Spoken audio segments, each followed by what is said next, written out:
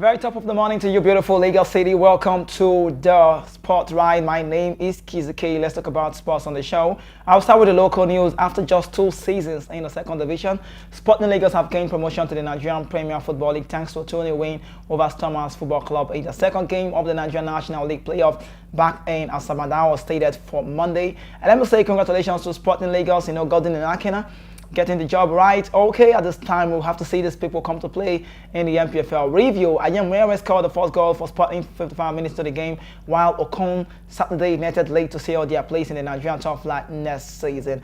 Our Paul or Forsyth are the first team in the NNL National Super 8 to confirm the status ahead of next season.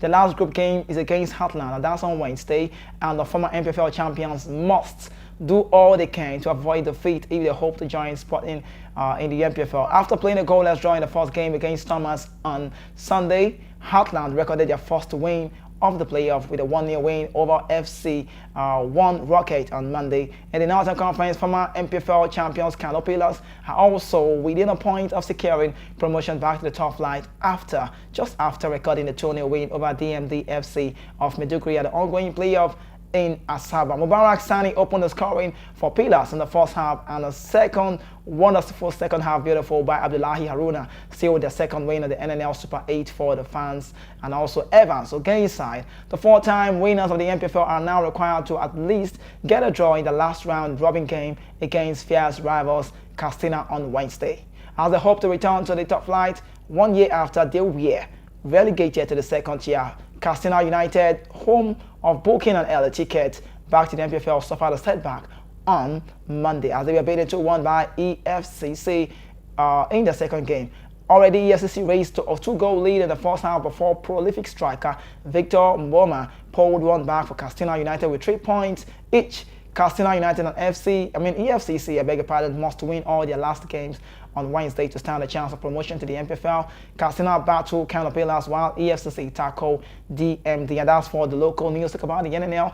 I do more of the talking about the MPFL, so let me just take my time to talk about the NNL National League, second tier of Nigerian football. So it's about us seeing these people come to play the game, and we just have to see how it goes. But moving on quickly, our strategic partner to the Nigerian Premier Football League, MPFL, GTI Asset Management and Trust Limited, has released investment opportunities for partners, sponsors of the Nigerian Premier Football League, MPFL. The firm has also assured stakeholders for its commitment to the development of Nigerian football. I'm talking about GTI, while outlining various investment opportunities in the league, listing the categories of sponsorship of the league. I cannot wait to see this come to play. I can't wait to see this happen. I can't wait to see this in reality. And also, GTI said that the partnership and sponsorship packages for would-be partners have been categorized into 4, including title partners, official partners, associate partners, and regional partners. Head Media and Publicity, GTI, NFF, Andrew Ekejobe, that's the name, yesterday disclosed that the marketing team led by the Nigerian Football Fund TNFF Project Director Nelson Ine said the firm would collaborate with investors to ensure the development of the MPFL. He said GTI has continued to receive massive commendation and accolades from stakeholders of Nigerian football following their immense contribution towards the successful operation and hosting of the MPFL 2022-2023 Championship Playoff in Lagos, in which the winners, Eyimba Football Club of Aba, received the 100 million naira prize as prize money and a giant trophy courtesy of GTI. Now GTI has officially commenced engagement with partners and sponsors to investors to partner with the MPFL. The process is ongoing and we are making huge progress in this regards based on the interest expressed by prospective partners. GTI also wants to build the success achieved at the just concluded 2022-2023 season and also reposition the league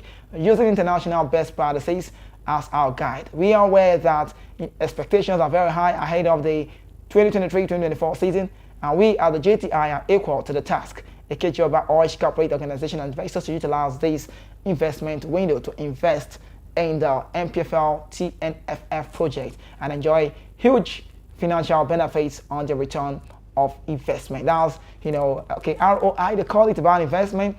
Yeah, I used to like investment. I love it so much. I'm loving this. Truth be told. Am I really a fan of what I'm talking about? Yes, of course I am. Now, let me quickly let you know about the MPFL, how it was or how it went. Gone are the days where we talk about how MPFL used to be. They say it's about the home syndromes. Everybody go home. You just play at home and you get the win of a game. But this time around, it's a different ball game. You agree with me. You can actually get to attest to that. That what we see right now is a very different MPFL structure body. I must take out my time to always commend the NFF, Ibrahim Muzaguzao, if not for any reason, for the fact that we've seen the NFF being consistent in officiating of games. Like someone would say, these referees, these guys have got family. They need family. They need money to cater for their family. So if you don't give them well, they go out there to do it the other way. So it's no longer news that the MPFL is being amazing, great. What I saw over the season, just concluded the season, that AUB match champions right here in Lagos, Mobolaji Johnson Arena, was great to see. And I just would say sponsorship will also come into that, or sponsors rather will come into that. Do I have the money to come? Of course, if I do, why not join them? Now, Bendel Insurance forward deputy Eto'o has been nominated for his second for the club 2022-2023 goal of the season. The aforementioned striker was a goal against Nasarawa United during the Nigerian Premier League regular season. Eto'o, that's the name of this guy, received a pass in the box and slotted the ball above the goalkeeper from close range. Eto'o was nominated alongside Imadi Osaren goals for his goal against Eyimba. Now, Okon Iniabang for his goal against Rivers United, Austin Ogune's goal against Remo Stars, and Saki Ishmael goal against Plateau United. Now, he took to his Twitter handle to make the announcement, and he said, he goes by saying, I'm quoting this man, I'm quoting Deputy Eto'o right now. He said, hello friends, my goal against Nasarawa United on match day 18 has been nominated for Bendel Insurance goal of the season. He tweeted, Eto'o made 4 appearances in the MPFL playoff last season. Bendel Insurance also finished first in the Group A of the MPFL regular season with 34 points after 18 games, and they were 5th in the MPFL Championship playoff with 3 points from 5 matches. Congratulations to Eto'o, Deputy. I'm liking the name. Never heard about Deputy as a name. I never heard about Deputy as a name. No, I don't think I have. So congratulations to this very, very young man who is keeping it real, keeping it cool right there. Bendel Insurance also doing immensely well. Congratulations to the team, I would say. Quickly away from that, let's go talk about the Falcons. The Super Falcons will be involved in the World Cup coming up right there. Australia and New Zealand coming together to a match as one. And I cannot wait to see the Falcons play. You know why? Because I'm loving the game. I think I have got a crush. Don't get me wrong, the other way around. A lady who's 40. I mean, Onome Ebi, that's her name. She doesn't even look her age.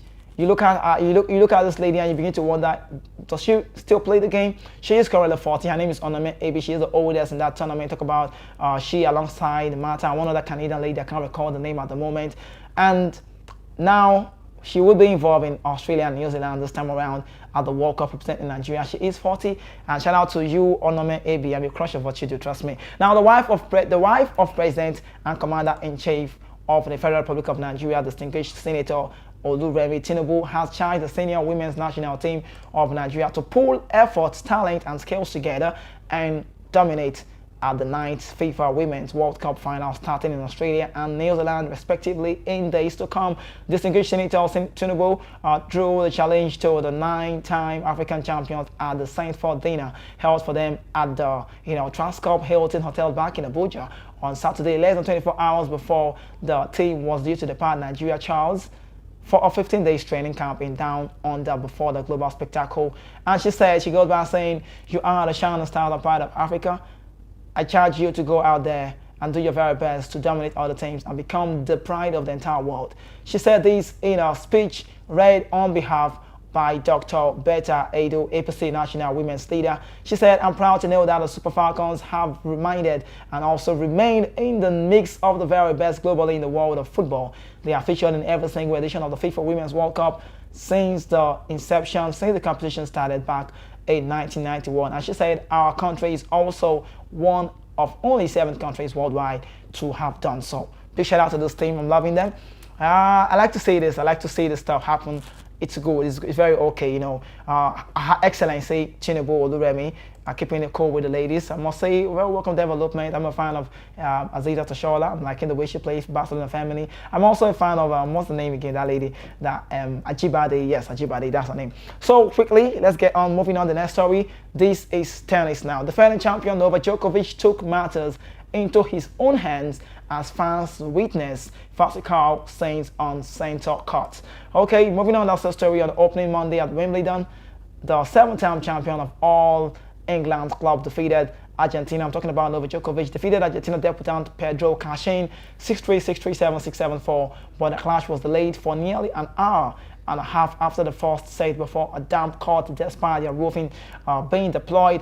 Playing in the first official match of the surface since last year, it was no surprise that Djokovic, Novak, the Serbian, hold the scrap trying to move on grass in the early stages of the tournament as, like walking on eggs, was being extremely cautious. Light Drizzle saw the court covered and then the roof deployed after Djokovic wrapped up the opening set 6-3, but unlike on court number 1. Now, play did not then resume as scheduled. Djokovic and Kashin came out to inspect the grass, but the defending champion was clearly unhappy with the slipperiness of the surface and they headed back to the locker room. So it doesn't sound good it doesn't really sound good for us to talk about this, but we just have to say it. Now, I talk about golf and I talk about PGA Tour. Let's talk about golf first of all now. What's really going on? What's up about golf? What's really happening? How well do you go with the golf stories? Tiger Woods, 15-time major champion in the news now, and he is sending a very big attack to the PGA Tour. He said, I'm not cool with this now. So moving on, Tiger Woods, who has remained quiet regarding the PGA Tour LIV Golf merger, took on Twitter on Sunday to deny ever seeing a controversial document placing him at players' meeting during the 2022 Travelers Championship. The document is a transcript of a speech Woods supposedly gave the players' meeting in question, which is full of anti-LIV Golf rhetoric. In response to the talking points memo released this weekend, I have never seen the document until today, and I did not attend the players' meeting for which it was prepared for the 2022 Travelers. Wood also tweeted saying that Woods is 47, turned down a massive contract to join LIV Golf last year. The deal would have been substantially bumped his net worth, and he's now maybe now going to be a billionaire, but now that he's set to receive some shares of the new organization, Wood will still become even wealthier, but his comment draws PGA Tour Commissioner Jim Monahan under the bus, and he's not really been happy about this. What more can I say about Tiger Woods? I think he's taking a stand. He's being optimistic, persistent, and saying no, it's a no-go area for me to make a move to the LIV Golf. He's not really cool with that. Now, away from that, Formula 1 news, the British Formula 1 driver Lando Norris has warned that protesters would be very stupid and selfish in endangering lives by targeting their weekend. This weekend British Grand Prix. Norris' comments echo those of the organizers of the meeting who have appealed for protesters not to disrupt the event as their actions may present a genuine danger of putting life at risk. Of course, it's concerned because it's a stupid thing to do, put your life in danger with cars driving around. Norris said it's also a very selfish thing to do because of the consequences it could have on the person that drives the car. Everyone has a right to protest, and there are good ways of doing this, and there are also worse ways. I just hope people are smart enough not to do it. There are much safer ways to get just as much attention coming from Lando Norris, and that's in the world of Formula 1. Now, come with me, let's dive into the world of football transfer news.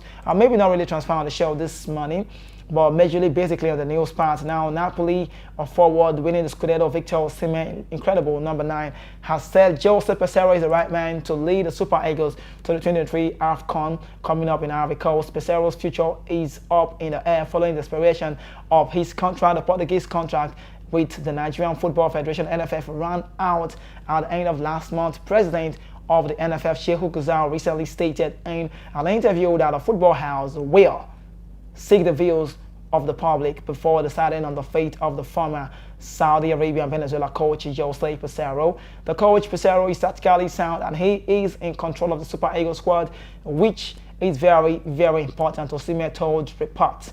He knows what to do. He knows what he wants. The Super Eagles have already qualified for the 2023 AFCON finals with a game to spare, and that's going to be against Sao Tome and Principe. And Victor Osimhen has been very strong on Peseiro. Yes, Peseiro will stay. But let's get on this one. Feels like a case study for me. Barcelona legend Samuel Eto'o in the news, and this is about his daughter. I would not see this happen anytime. Never saw this coming. But you need to know, Barcelona legend Samuel Eto'o's daughter, Erika do Rosario Neves, wants him to be jailed in prison for a year over failure to pay €90,000 child support according to reports. The former Barcelona star and Inter Milan star does not pay his daughter the child support fee of €1,400 per month, the sum that was defined by court last year when it was confirmed that Erika is indeed Samuel Eto'o's biological daughter. Eto'o allegedly hadn't paid the allowance fee for the 5 year already, which amounts to €90,000. He owes his daughter more than 5 years of allowance, but continues to defy justice. Erika's economy is very weak, while Eto'o's life is luxury. The daughter's lawyer, Fernando Osuna, has said, Osuna also noted that it's abnormal that Eto'o remains the president of the Cameroonian Football Federation, given all his criminal records. He was also accused of tax fraud in Spain. The lawyer assured that the trial against the former player will be held in Madrid sooner or later. When asked about the issue last year, Samuel Eto'o said that he doesn't care about his daughter at all, even if she died. And that's from Samuel Eto'o. Now me saying that on Erika, it's about Samuel Eto'o feels on that. That's a very, very big story, but I'm not going to go into much detail about it when I return. Hopefully I'll give you more on that one. Now moving on, wrapping up the show, I've got this one about Ademola Lookman, the Super Eagles, player who plays for Atalanta right there in the Italian Serie A. Let's get to know Super Eagles winger Ademola Lookman has won the Atlanta Player of the Season award. Lookman was recognized by the fans for his exemplary displays in what was his first season at the club. The former Leicester City player beat Tion Kool-Meneas and Martin de Roon to the award. The 25-year-old scored 15 goals and registered 8 assists in all competitions for the Lade. The Nigerian international linked up with Gian Piero Gasparini inside from Bundesliga outfit RB Leipzig last summer.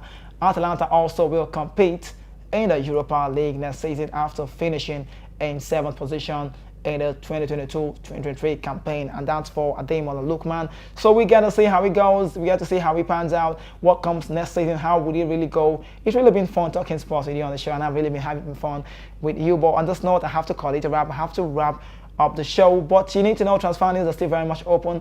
Osimhen maybe on the verge of leaving, Harry Kane, a whole lot of players, Mason Mount being done deal for Manchester United. The Glazer family would let the club go. Chelsea trying to do reunion, restructuring, Barcelona getting the players, and there's a whole lot of talk about transfers, speculations really happening. But what club do you fan? What club do you support? How well have your club really got the sound of players of your choice?